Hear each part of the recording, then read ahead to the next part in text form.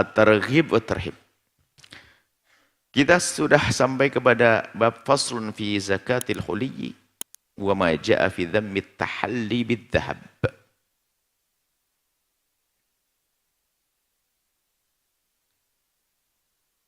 Fasal tentang zakatnya perhiasan.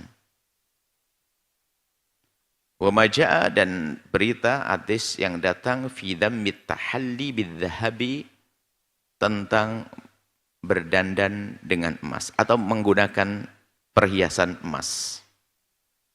Jadi di sini ada pembahasan dua. Zakat perhiasan dan hukum menggunakan perhiasan emas. An Uqbah bin Amir radhiyallahu taala anhu, dari Sayyidina Uqbah bin Amir, semoga Allah senantiasa memberikan keridhaan kepadanya, anna Rasulullah, sesungguhnya baginda Nabi Muhammad sallallahu alaihi wasallam, kana yamna'u ahlahu, baginda Nabi melarang keluarga beliau, istri-istri beliau, al-hilyata, perhiasan, wal harira, dan sutra. Wa yaqulu, dan beliau bersabda, in kuntum, beliau menyebut firman Allah, beliau bersabda, wa yaqulu, dan beliau bersabda, in kuntum tuhibbuna hilyatal jannati wa hariraha fala talbasuhuma fid dunya. Kalau kalian wahai keluargaku ingin mengenakan perhiasan surga nanti, maka hendaknya jangan kau gunakan ini, perhiasan di dunia. Larangan menggunakan perhiasan. Ini satu hadis yang disebutkan oleh Imam Ibn Hajar al-Asqalani. Akan tapi hadis Nabi tidak hanya satu. Di sana ada namanya nasakh dan mansukh. Dan dalam masalah hal ini, hadis ini adalah hadis yang sudah dihapus. Bahkan ulama bersepakat bahwasanya hadis ini dihapus hukumnya. Karena apa? Di sana banyak riwayat-riwayat yang memperkenankan perempuan menggunakan perhiasan. Kita bahas dulu perhiasan bagi kaum pria. Perhiasan bagi kaum pria menggunakan emas hukumnya adalah haram. Kaum pria mengenakan emas adalah haram. Jadi anak kecil yang belum balik dalam mazhab kita Imam Syafi'i. Adapun wanita menggunakan emas tidak haram. Selesai. Selagi tidak haram kan tidak dosa. Baru nanti pembahasan zakat setelah pembahasan itu. Maka nanti ada namanya perhiasan yang haram. Kalau ada seorang laki-laki pakai gelang emas, maka wajib zakat. Sudah haram menggunakannya dan dia wajib zakat. Tapi bagi perempuan yang menggunakan perhiasan, maka perhiasan yang dibeli oleh seorang perempuan untuk dipakai, untuk berdandan, maka dibahas oleh para ulama. Jumhur ulama dari mazhab kita, Imam Syafi'i, Imam Malik, Imam Hambali, bahwasanya perhiasan emas bagi wanita, selagi di saat membelinya adalah untuk dipakai, biarpun ternyata makainya hanya bulan hari raya saja, atau ada pengantin, maka tidak wajib zakat. Dan kalau kita mendengar fatwa beberapa orang, ya sah mereka berfatwa, karena orang ulama dulu juga ada yang mengatakan wajib kok dari mazhab Hanafi. Dan juga pendapat qaul dari mazhab Syafi'i. Tapi yang dikukuhkan, dan menurut jumhur ulama, bahwa jika Anda seorang wanita membeli emas sebanyak apapun, jika waktu Anda membeli ada niat untuk menggunakannya, untuk berdandan, dandan yang halal tentunya. Dan yang halal adalah ya bukan untuk niat yang jelek, ya untuk menyenangkan suami, untuk perhiasan, untuk mempercantik diri. Seorang wanita kan sah untuk mempercantik diri, bukan untuk pamer. Kalau pamer haram pamernya nanti. Yang jelas kalau ada seorang wanita membeli emas, perhiasan emas, kemudian tujuannya untuk dipakai, maka sebanyak apapun yang ia beli tidak wajib zakat. Tapi kalau dia ngomong, wah saya mau beli emas, kenapa? Investasi deh. Maka kalau sudah ngomong begitu, dan bukan tujuan untuk memakainya, maka wajib mengeluarkan zakatnya. Termasuk yang menyimpan selain daripada perhiasan, kaum pria, wanita, emas yang dibentuk dalam bentuk dinar, itu bukan perhiasan. Maka karena itu bukan sebuah perhiasan, disimpan dalam bentuk dinar, itu wajib zakat. Jelas? Zakat, nah kemudian kaum pria, kalau seorang laki-laki membeli perhiasan, maka sah membeli perhiasan. Bukan memakai perhiasan. Kita laki-laki beli kalung, beli gelang dan sebagainya, sah. Syaratnya pertama tidak dipakai. Kemudian apa? Maka wajib zakat. Kenapa enggak ada perhiasan bagi laki-laki? Jadi pasti tidak untuk dipakai. Sebab kalau laki-laki membeli perhiasan untuk dipakai, enggak boleh. Beli emas mau dipakai, tidak sah. Haram bagi laki-laki menggunakan emas. Apakah cincin emas dan yang lain sebagainya, haram bagi kaum laki-laki. Maka kami himbau kepada kaum pria, begitulah hukum yang disebutkan oleh para ulama, jangan menggunakan cincin dari emas atau yang lainnya. Sudahlah, berikan pada istri tercinta, selesai. Dapat pahala, Anda tidak dosa dengan menggunakan emas, yang kedua Anda dapat pahala nyenangkan istri. Jadi, kalaupun Anda sudah beli cincin emas dan sebagainya, jangan dipakai, disimpan untuk investasi tadi, untuk menyimpan harta agar tidak menyusut dan seterusnya. Ini adalah masalah perhiasan emas. Dan bagi yang wajib, jadi kaum pria kalau beli emas, kita kaum laki-laki punya emas, maka wajib zakat. Tentunya dengan ketentuan, zakat wajib dikeluarkan setelah berputar 1 tahun. Berputar 1 tahun. Kemudian emas itu adalah beratnya tidak kurang dari 85 gram kurang lebihnya. 85 gram. Yang mempunyai emas 84 gram atau 85 gram, yang punya emas seberat itu, murni ya, 24 karat. Kalau kurang nanti disempurnakan. Berarti tentunya tidak 85, barangkali disempurnakannya, murninya misalnya menjadi 100, misalnya ada campurannya. Maka yang dihitung adalah murninya. Seandainya campuran, kalau campurannya adalah, tidak tahu berapa persen, misalnya 20%, berarti kan 80%. Berarti kalau punya emas 85 belum wajib. Karena apa? Ada campurannya. Berarti harus lebih. Jadi dengan kelebihannya tadi hitung murninya berapa. Sehingga kalau seandainya ada campurannya, tidak tahu berapa karat, kita tukang mengerti, tukang emas akan mengerti. Ada emas 18, emas 22, emas 24, begitu. Nah, jadi kalau emasnya tidak emas murni tadi, maka yang dihitung adalah murninya.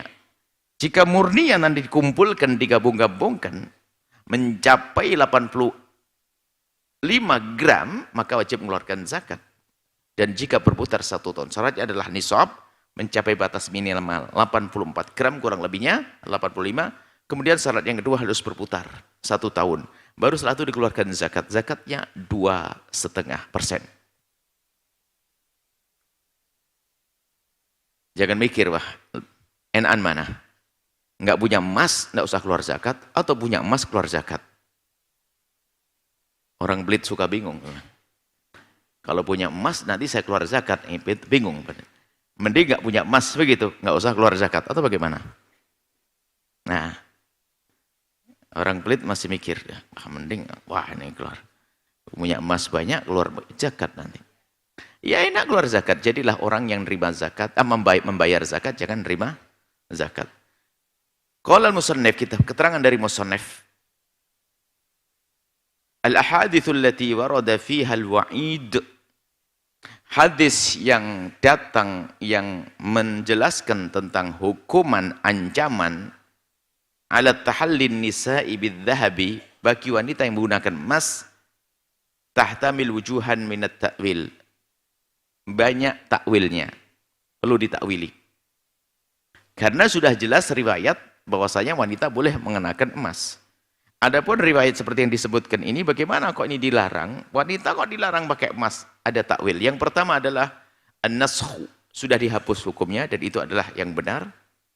Bahkan seperti Imam Nawawi dan yang lainnya, bahkan para imam mengatakan sudah disepakati bahwasanya hadis yang melarang wanita berhias dengan emas adalah hadis yang sudah dihapus hukumnya. Sehingga yang dipakai adalah hadis yang memperkenankannya. Lithubuti ibahati tahallin nisa'i bidzahabi, karena telah datang riwayat yang benar bolehnya wanita mengenakan perhiasan dari emas. Tsaniha, penafsiran yang kedua adalah fi hakiman la yu'addi zakat.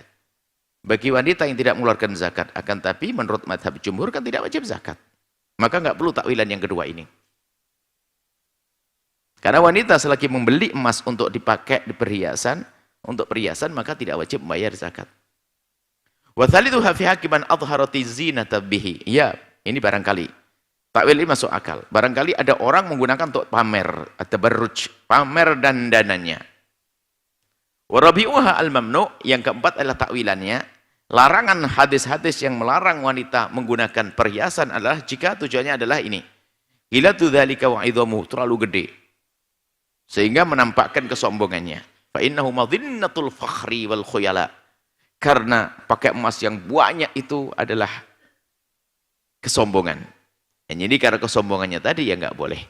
Baik, kesimpulannya adalah selagi bukan karena untuk sombong-sombongan, bukan pamer, maka sesungguhnya wanita mengenakan dandanan dari emas adalah boleh, bukan dilarang.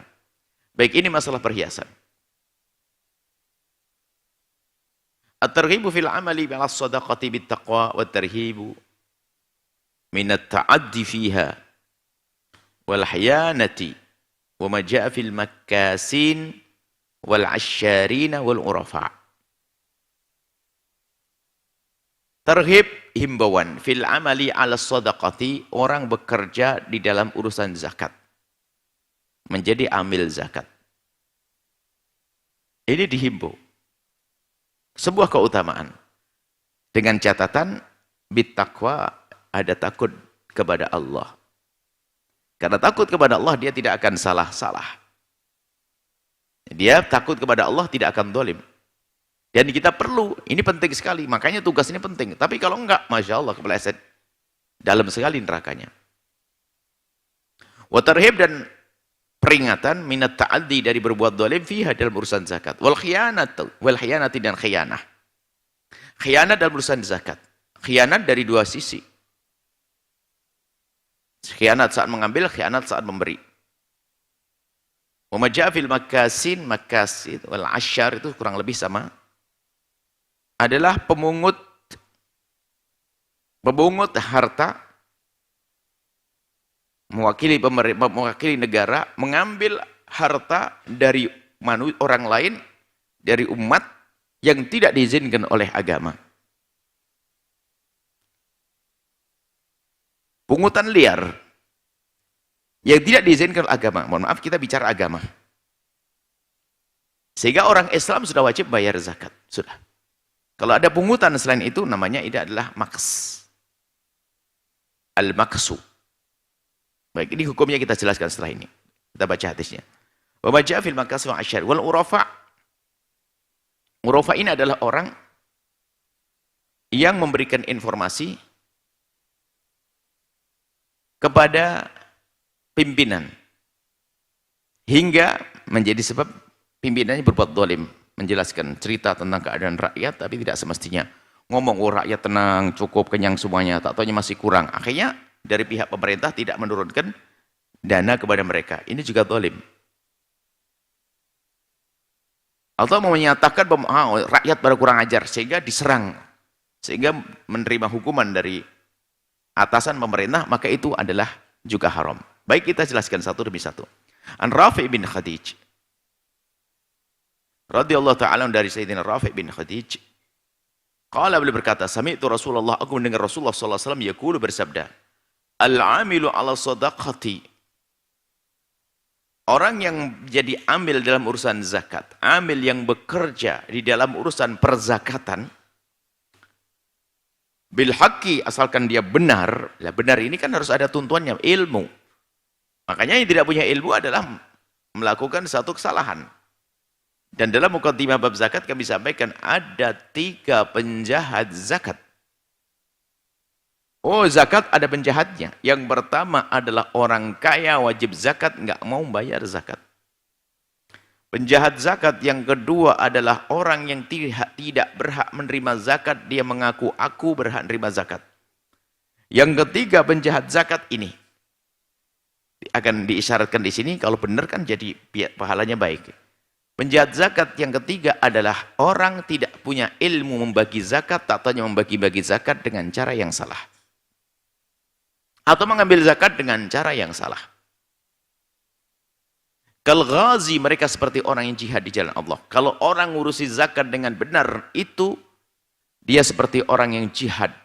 Ghazi, orang berperang. Fi sabilillahi, di jalan Allah Azza wa Jalla. Hatta yarja' ila ahli, sampai pulang. Jadi sepanjang di perjalanan dia, maka dia seperti orang jihad. Bagaimana dikatakan sebagai orang jihad? Oh iya, karena dia punya pahala besar. Yang satu adalah dia menjadikan orang kaya yang mungkin kalau tidak didatangi sama dia nggak bayar zakat. Maka dia telah membebaskan orang-orang kaya daripada dosa.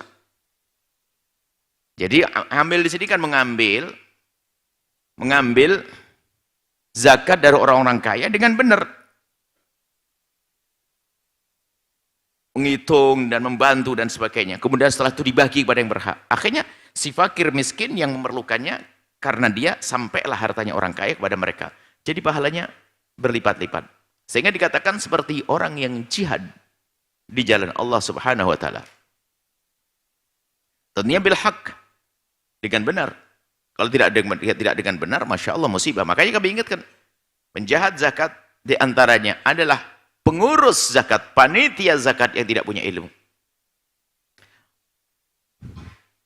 Tidak boleh kita zalim kepada orang kaya, juga tidak boleh zalim kepada mustahikin, kepada orang yang berhak, kepada orang fakir. Zalim nggak boleh.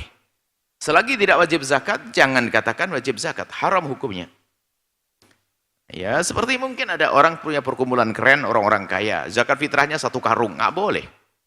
Tetap 2,5 kilo. Termasuk yang sering kita dengar di akhir-akhir ini ada zakat jual aset. Ini termasuk zalim, hati-hati wahai para pengurus zakat. Orang jual aset tidak wajib mengeluarkan zakat biarpun dia mendapatkan uang miliaran rupiah karena jual miliknya sendiri, bukan jual beli. Ini kita perhatikan ada di beberapa selebaran, ya, yang ternyata di situ tercatat selebaran masalah zakat, selebaran atau semacam majalah itu kita diberi. Kita membaca ternyata ada orang jual aset kena 2,5%. Waduh. Kalau Anda jual aset, Anda jual tanah dengan laku 10 miliar, tidak wajib mengeluarkan zakat karena Anda jualan tanah, bukan jual beli tanah. Anda jualan tanah, tidak wajib mengeluarkan zakat. Lihat, jualan tanah. Dan ini termasuk mengambil zakat dari orang kaya yang tidak wajib zakat, hukumnya juga haram, dosa. Berarti bukan bil haq, tidak dengan cara yang benar. Hati-hati wahai pengurus zakat. Kemudian menyalurkan zakat kepada tempat yang salah. Tidak berhak menerima zakat, kita beri zakat, haram hukumnya. Tentunya, nah ini harus kita perhatikan kepada siapa zakat akan kita berikan. Kita pelajari dulu. Atau paling tidak ada dhon, ada dugaan. Dugaan fakir, dugaan miskin, dugaan dia punya utang. Atau kita tahu punya utang. Dia tahu seorang punya utang. Kita beri zakat dan seterusnya. Ibnu Sabil terputus di tengah jalan, kehabisan bekal. Atau orang di Medan Laga jihad, yang belum mendapatkan gaji dari negara dan seterusnya. Makanya harus tahu wahai para pengurus zakat. Jangan hanya sekedar duduk di tempat, di kantor untuk ngurusi zakat yang umat Nabi Muhammad, tapi dia kurang ilmu, akhirnya melakukan dosa kiri kanan. Ngambilnya salah, memberikannya juga salah. Waduh, serem. Rawahu Ahmad wa lafdhu lahu. Ini hadis riwayat Imam Ahmad dan lafadznya disebutkan oleh Imam Ahmad tadi. Abu Dawud At-Tirmidzi. Wa hasanahu, dan Imam Abu Dawud wa Imam At-Tirmidzi menganggap ini hadis hasan. Wa Ibnu Majah wa sahahu Ibnu Hibban, Ibnu Huzaimah. Ibnu Huzaimah mengatakan hadis ini adalah sahih. Hadis selanjutnya Abi Hurairah, dari Abi Hurairah radhiyallahu taala anhu. Ani Nabi, dari baginda Nabi sallallahu alaihi wasallam, khairul kasbi kasbul amil idza nasaha. Sebaik-baik kerjaan adalah kerjaannya amil zakat tadi. Kalau dia benar, dia tulus. Dia tulus. Hati-hati, Masya Allah. Maka siapapun yang bekerja di badan zakat ini, badan amil zakat, Anda bersyukur karena itu pekerjaan istimewa. Tapi tolong jujur. Harus berbekal ilmu. Banyak bertanya tentang halal haram, boleh tidak saya ngambil harta dari orang ini dan sebagainya. Sekarang begitu senangnya badan pengumpul zakatnya, orang kenal zakat profesi padahal gajinya cuma berapa juta. Begitu gampangnya dikit-dikit zakat profesi, zakat profesi, zakat profesi. Orang gaji 3 juta, 4 juta, kena zakat profesi, bagaimana ini? Tidak boleh kita zalim kepada siapapun. Harus ada rambu-rambunya zakat profesi. Kalau memang bagi yang mengatakan adanya zakat profesi. Termasuk tadi, jual aset. Nah ini, bagi kalian, kalau kita mengambil pendapat zakat profesi, harus hati-hati sekali.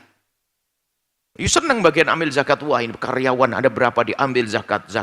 Sampai soal karyawan, saya pungut zakat setiap bulan, Bu Yan. Gajimu berapa? Masya Allah. Belum diambil kebutuhannya, dikalikan 12 pun nggak sampai 1 nisab. Bagaimana wajib zakat profesi?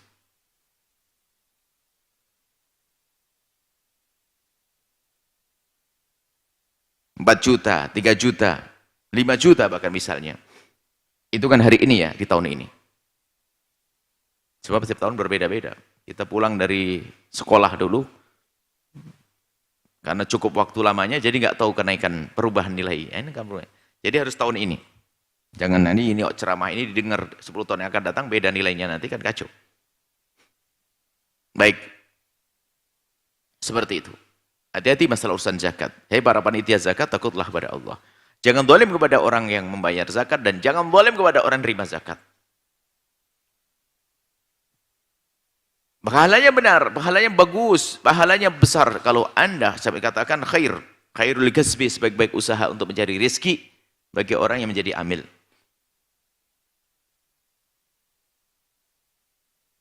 Dan juga bagi seorang amil pun nggak boleh seenaknya dia bagi-bagi duit.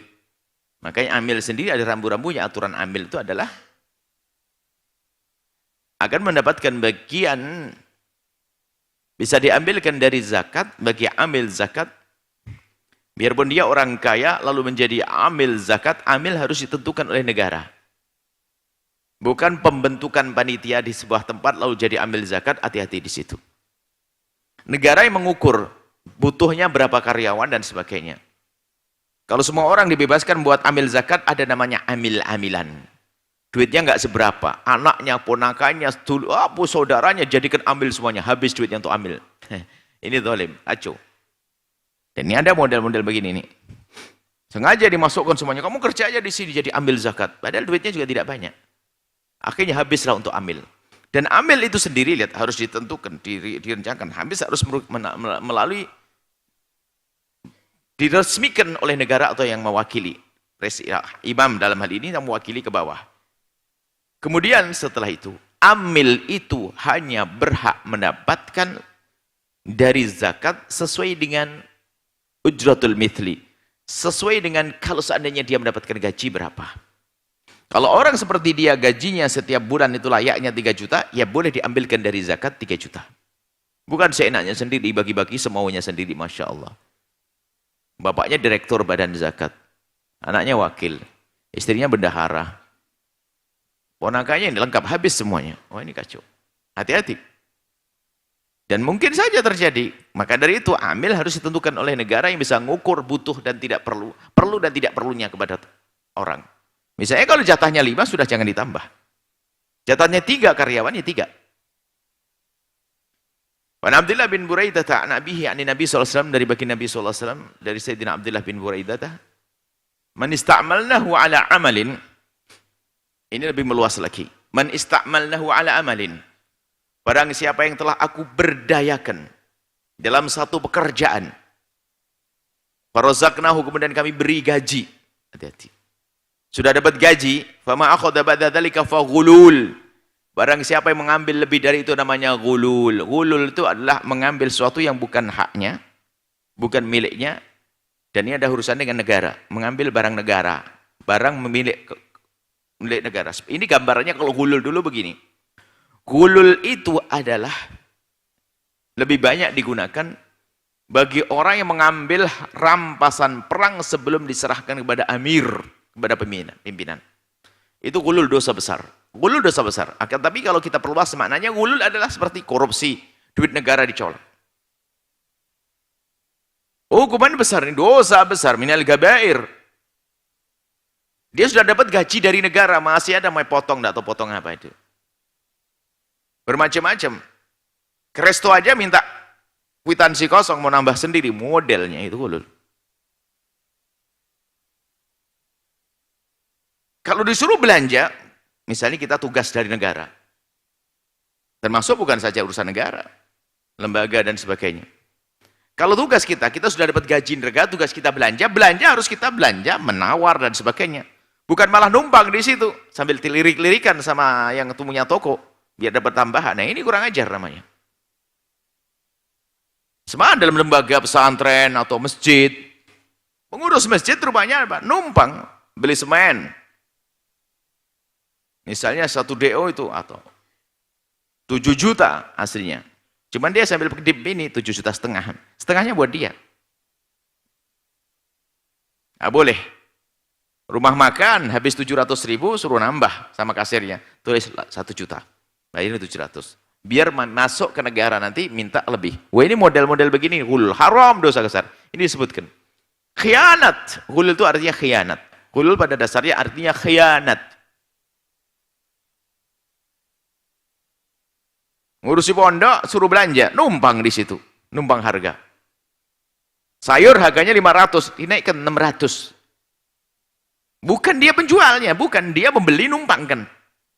Dia ngambil 500 dijual, wong dia tuh dapat tugas, sudah dapat uang barokah kalau di pondok. Kalau di negara dapat gaji, sudah dapat gaji masih numpang, haram. Dosa hukumnya, ulul. Kalau mau jualan, jualan saja, buka toko beras, nanti kerjasama dengan pondok, jualan beras. Kalau pondok mau beli-beli, kalau enggak ya sudah, kan begitu. Tapi enggak, ini numpang. Beli apa saja numpang. Itu termasuk gulul, karena apa? Dia adalah punya, sudah dapat gaji. Farozaknahu, sudah aku beri gaji. Diberdayakan di sebuah tempat, sudah dapat gaji, tak taunya cari tambahan. Dengan mengambil kelebihan, membuat, menumpangkan. Harga itu haram. Gambarannya ini yang banyak adalah ini. Beli sayur dinaikkan, ini naikkan. Nggak boleh. Jualnya pun menaikkan juga nggak boleh loh ya. Bukan barangmu kok. Mengambil nggak boleh menaikkan. Tadi gambarannya begini. Lirik-lirikan sama penjual mobil, belikan mobil untuk pondok. Hasilnya 7 juta, 70 juta. Ya sudah, sepakat ya 70 juta. Cuman dinaikkan nanti saya akan jual ke pondok 75 ya. Akhirnya masuk ke pondok 75 juta, dia dapat 5 juta. Kok bisa dia? Haram diulul. Karena apa? Sesungguhnya dia itu sudah dapat gaji. Kecuali dia jual ke pondok baru. Dia ada disuruh. Sama kalau kita disuruh oleh negara beli obat, beli ini nggak boleh menambahkan nilai, menambahkan harga di situ. Harus jujur. Beli obat ke rumah makan, kan ada pegawai-pegawai itu rumah makan ke resto 700.000. Jika jatahnya yang makan itu nggak ada, jangan pakai tambahan, bungkusnya 6 bungkus. Wah ini kan kacau. Model menjahat halus. Jadi karyawan kecil aja jahat, apalagi jadi karyawan gede nanti, apalagi jadi pejabat tinggi. Na'udzubillah. Kita perlu melatih diri kita untuk menjadi orang jujur. Ini banyak. Gulul menipu. Ada yang menjual juga nggak boleh menumpangkan harga. Contoh, kita disuruh, kita orang maklar ya, simsar. Menjual mobil. Kita menjualkan mobilnya orang. Kata yang punya mobil, kata bos kita ini adalah 70 juta. Totalnya kita jual 75. Nggak boleh. Kalau ternyata terjual 75, 5 jutanya miliknya bos. Kita sudah digaji kok. Jujur itu yang mahal hari ini. Khianat itu yang mengerikan. Khianat mengerikan. Numpang harta. Itu masuk bentuk khianat hul.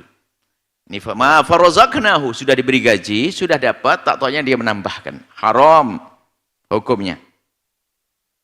Hati-hati. Dan itu adalah merugikan. Merugikan. Kalau negara-negara, lembaga-lembaga dia. Nggak bisa dipercaya dong. Misalnya saya disuruh belanja oleh lembaga, oleh pondok. Beli tanah sekalipun. Beli tanah, pernah ya? Beli tanah, beli semen, beli ini. Tak tahu kita numpang di situ, biar dapat fee. Biar dapat tambahan, haram hukumnya. Karena itu bentuk hulul. Karena sudah dapat gaji. Bahkan kalau saya dapat gaji dari sumber langkah, saya memihak ke sini. Saya akan nawar biar murah. Saya akan cari belanja yang lebih bagus murah. Berjuang di sini. Bukan malah numpang. Tapi sambil lirik-lirikan. Sama penjualnya. Dan penjualnya oke-oke saja. Kenapa? Kalau tidak disetujui nanti nggak belanja lagi ke situ. Waduh, penjahat semuanya. Nah ini nggak benar. Nggak ada kejujuran. Sekarang hal yang demikian itu paling enak untuk mengukur itu kalau jahat itu begini. Anda yang punya yang nyuruh pembantu Anda begitu gimana? Ayo, gitu loh. Anda punya pembantu. Kalau Anda pengen tahu bahwasanya itu adalah zakat, Anda punya pembantu. Baru atau suruh belanja setiap hari, belanja beras, belanja ikan, belanja ini, belanja semuanya. Ikan harga 7.000 sudah jadi 7.100 ke Anda. Beras satu karung 50.000 jadi 60.000. Semuanya nambah begitu. Setuju enggak? Rela atau enggak? Enggak rela. Ya begitulah, karena itu kejahatan. Suruh ngukur, suruh balik. Bahwasanya karyawan ini, kalau karyawan kita semacam itu bagaimana? Jahat dia. Al-ghulul. Fama akhadha ba'da dzalika fa ghulul, maka itu katakan ghulul, pengkhianatan. Lah pengkhianatan dan minal kabair, dosa besar. Rawahu Abu Daud, hadis diriwayatkan Imam Abu Daud. Semoga Allah memberikan kepada kita pemahaman yang benar. Menjadikan kita orang yang waspada, hati-hati, jujur, tidak khianat. Khianat adalah mengerikan dalam segala hal. Khianat. Wallahu a'lam bissawab.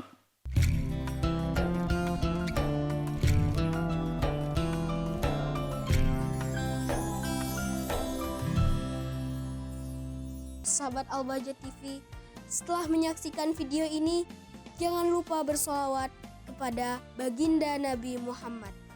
Shollu ala Nabi Muhammad. Allahumma sholli alaihi wa ala alihi wa sahbihi.